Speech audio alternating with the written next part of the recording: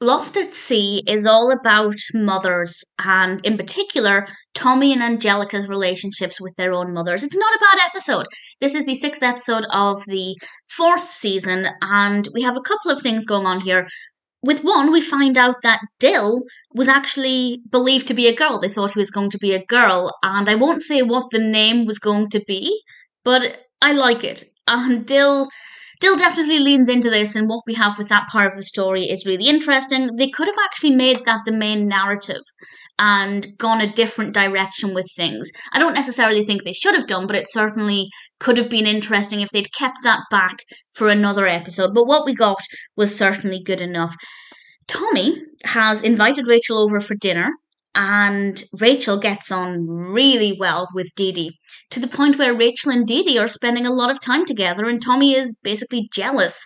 And it's all about how both Tommy and Didi have to work out the best way to spend time with Rachel, because Didi is also very new to her son dating somebody, and she wants Rachel to get along well with her, and it seems like she's overstepped a little bit. But Rachel's also very much into that, and she likes spending time with Didi.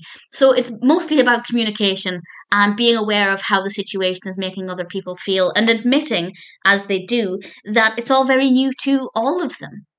And I think that that's something that probably is very relatable for a lot of people, in particular, a lot of parents of teenagers, where they want to show that they're supporting the relationship, but also you can be too into it, which is the case with Didi. So there are definitely elements of relatability there, I think, whether you're the parent or you're the teenager. And I think the way that that played out is really nice. And it's nice to see Tommy in a loving, committed relationship, if you like. Maybe those are very strong words, but it's nice to see that we have some continuity with the story involving Rachel. The other part, and I actually got a little bit emotional with this, is involving Charlotte and the fact that she's been let go as CEO because the company no longer needs her, and she becomes a full-time mother to Angelica. She tries to become the mother she never was.